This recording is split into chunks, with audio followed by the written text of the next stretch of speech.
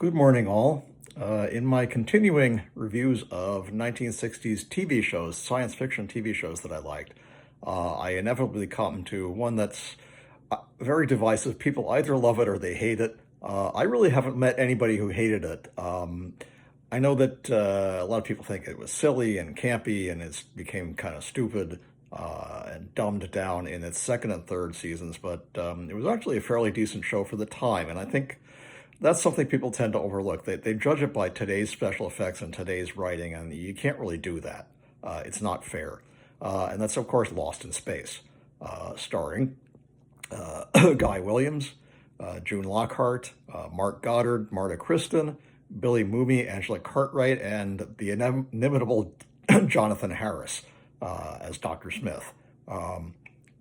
And, of course, Bob May, who was inside the robot, and Dick Tuffield was the voice of the robot and also the narrator of the show. Really a fairly decent show. It started off in the first season in black and white as a serious science fiction show about this family of the Robinsons who are on a mission initially to Alpha Centauri, our closest star, which is approximately 4 light years from Earth, and does in fact contain a G2 class star like the Sun, Proxima Centauri, where there apparently is a planetary system. They didn't know that at the time, but it was speculated that there might be. So they're headed there, and they're going to start a colony. And of course, the initial flight is sabotaged by Dr. Smith, who is the agent of an unknown foreign government, though it's implied that it was the Soviets, but they didn't say that. It takes place in the futuristic year at the time of 1997. Smith sabotages the B3 environmental control robot to basically destroy all the inertial guidance systems and the equipment on the ship so that they become lost. He himself is accidentally trapped when the ship takes off before it was supposed to, and now he's stuck with the Robinsons as well and has to kind of explain his presence. Initially, as Jonathan Harris recounts, Dr. Smith, and you'll see this in the first episodes, was written as quote-unquote a snarling villain. He was just evil. There wasn't anything really redemptive about him except that he was a cybernetics expert and he knew how to program the robot. But he was always trying to sabotage the mission, and he wanted to get back to Earth. He didn't really care about reaching Alpha Centauri, which was the goal of the Robinsons even after they become lost. And he realized as he was going through these scripts that eventually, if he stayed that way, if he continued to play Dr. Smith as a villain, they were going to have to get rid of him. They're going to have to kill his character off because you can't have somebody who's sabotaging the mission, constantly on the ship. Somebody's going to throw him out the damn airlock, and I'm really surprised that John Robinson didn't do that in the first episode after he found him on board. But so he started sneaking in little comedy bits, like he'd say, "Oh, my aching back," or, the pain. And eventually, Irwin Allen was the exact opposite of Quinn Martin. Irwin Allen was constantly hovering around the set and was known to be very intrusive. He'd give people script notes and acting notes and whatever while he was on the set. And, he called Jonathan Harris into his office and wagged his finger under his nose, which apparently he liked to know. He says, "You, I know what you're doing." And Harris thought, "Oh my God, I'm going to be fired. How am I going to feed my family now?"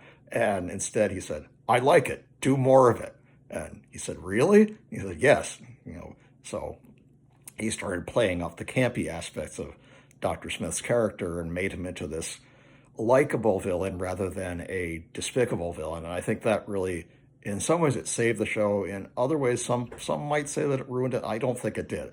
It changed the direction so that now, instead of focusing mainly on John and Maureen Robinson, it focused on 3 central characters: Dr. Smith,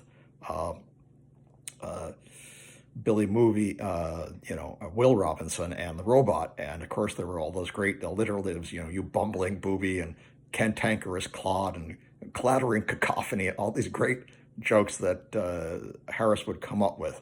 There were some really good episodes in the first season. I particularly like one called "The Derelict," where it shows this weird alien spacecraft that opens up sort of like an Agena rocket, and it swallows the Jupiter 2.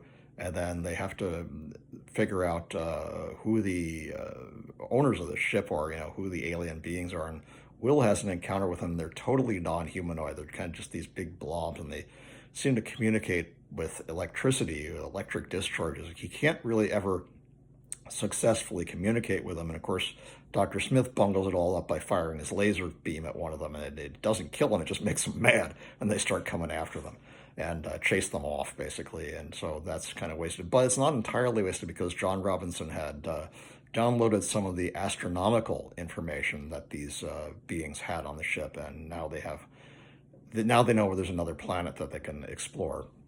Of course, things don't go well there. They run into some more aliens, and weird things happen. Another good episode is called My Friend Mr. Nobody, where Penny kind of befriends a strange, non-physical being, sort of a ghost, that lives inside a mirror and on a strange planet. I thought that was a well-written and interesting episode. Kind of shows that Penny's kind of a lonely person, and she's sort of isolated in the crew. She doesn't really have a whole heck of a lot to do. Will's supposed to be like a boy genius. He can do all these electronics and things, and Don is the pilot, so he's always busy. Judy is, mostly basically Don's love interest, but she still has more interesting things. But Penny isn't really given a lot to do in the first season. Anyway, she had more of a role in the second and third seasons. Second and third season episodes were better. There were 83 shows in all, which is more than Star Trek. They had a longer run. It ran from 1965 to 1968, and was canceled for apparently no reason. Irwin Allen had promised there was going to be a fourth season, and all the actors were getting geared up, including Billy Mooney who had been going to school on set, re-enrolled in that school for another year, and they were all getting ready to. Scripts had apparently been submitted, and then they saw the lineup for the new CBS shows, and Lost in Space wasn't on the lineup. Neither the executives nor Allen himself ever came out and said why the series was not renewed. It wasn't technically canceled, it just wasn't renewed. And the reasons that they give is it was basically over budget. They had gone from approximately $135,000 an episode to almost $165,000 an episode, which was a lot at the time. And also the crew's salaries had almost doubled in that time, and it was just becoming too much money. CBS had taken some losses from a failed movie called Cleopatra that really didn't do as well as they thought it was going to, and they had to cut something, and they cut Lost in Space, unfortunately, because I think they were probably going to do a final episode where they get back to Earth, or they got to Alpha Centauri, and we never got to find out. Bill Mooney was actually writing a script for a episode called Lost in Space: The Return, where they come back to Earth, and Dr. Smith is put on trial, but he is ultimately vindicated, not held guilty for his actions, which I thought would have been good. Unfortunately, Jonathan Harris passed away before that could take place.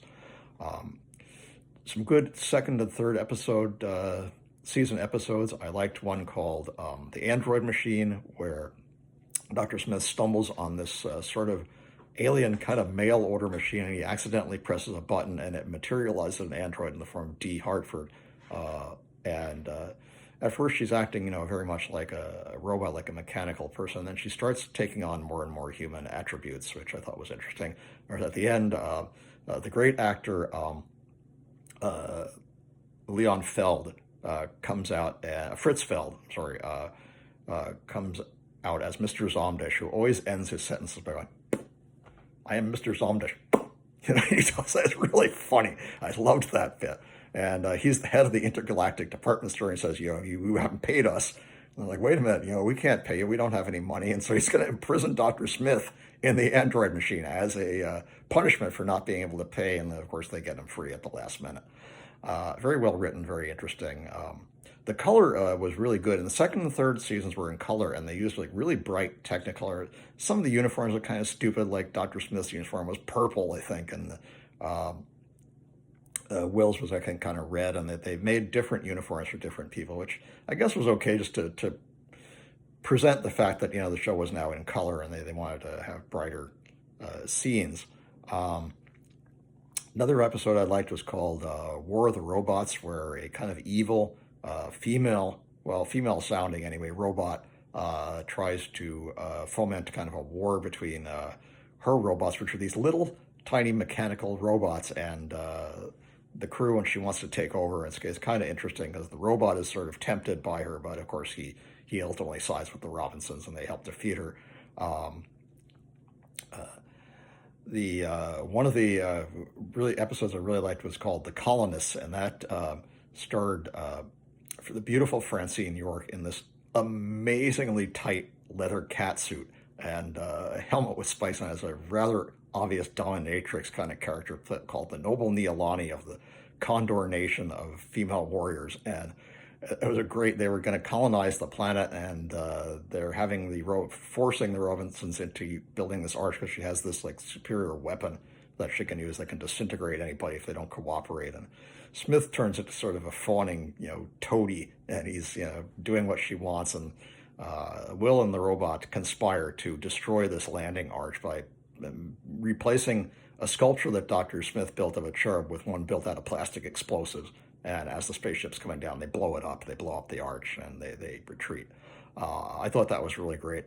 Somebody made a comment. My friend Eric made a comment about American youth being quote unquote psychosexually warped by Emma Peel in the Avengers. I said, no, I was already psychosexually warped by Francine York in The Colonists. You can make of that what you will. I thought that was a great episode.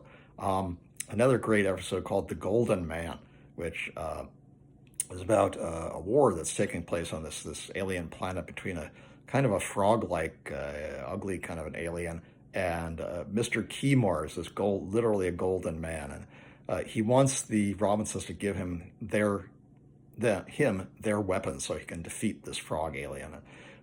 John and Maureen are reluctant to do it. They don't trust him. Dr. Smith kind of starts fawning over him. There's almost kind of like a gay romance thing in there that he's kind of smitten with the Golden Man.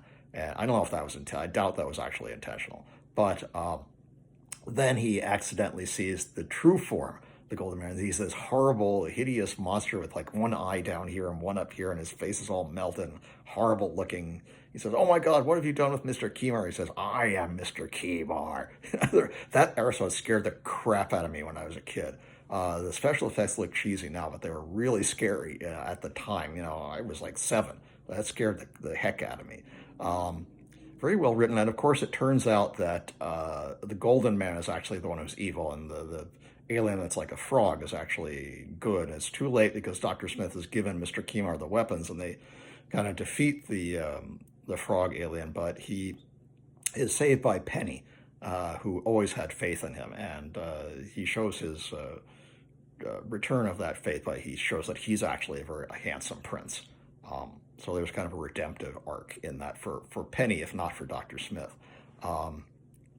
Some other good episodes. War of the Androids was about this creature who I thought was hilariously funny. It's called IDAC, and IDAC stands for Instant Destroyer and Killer. He's dressed in what's obviously a parody of Superman's outfit. It's red, white, and red and blue and gold, and he's always saying words: crush, kill, destroy, and I always thought if I formed a punk rock band, I'd call them the IDACs, and our song would be called Crush, Kill, Destroy. And then, of course, there's Dee Hartford's in that, too. She comes back as her same character, and she starts converting IDAC to become more human. And then the intergalactic department store, whatever it is that creates these things, has this machine that was really kind of goofy looking, but interesting.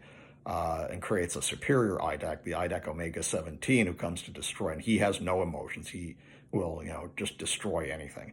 And, of course, they defeat him in the end with Dee Hartford's help, which I thought was really good. A good episode, well written, well acted, very fun. Obviously, the actors had a tremendous amount of fun shooting these things. Like I said, unfortunately, there's some other, great. I'm not going to, go over every episode. There's a goofy one where Dr. Smith is kind of becomes like a hippie, and they're like going, "Oh wow, we're going to groove out, man!" And they play the hippie music. I thought that was a funny, fun episode. It's true that in the end, the script quality started to decline, and Irwin Allen noted that the audience by the end was mostly children, and the advertisers didn't like that. The advertisers wanted an adult audience because you can't sell that much stuff to children except like children's cereals and toys, and they wanted to sell whiskey and cigarettes and stuff, and they you can't sell that to kids. So that may be another reason why the show was prematurely canceled, but Yeah, Dr. Smith became a very iconic character for Harris. You know, he never regretted playing the character the way he did, and it shot him to international stardom. And you know, I love the stories that he tells about, you know, how he got the role and, you know, what happened on the series, and, you know, just about his. If you can see some of his videos about, you know, how his career took off, they're really interesting. Even how he chose the name Harris, because his real name was Charasu Keen, and he said that he and his sister, quote unquote, suffered the tortures of the damned with that name. And when he was 18, he marched down to the courthouse and changed his name as soon as he could. Um, anyway, it was an interesting series. It was very colorful. Yeah, some of the episodes were silly, and it started to decline in the second and third series where they were using, you know, kind of bad writing and some bad acting and just general decline in scripts and in the general direction of the show. But still funny, still interesting, and I still recommend, if you haven't seen it, you should, because it's really a classic.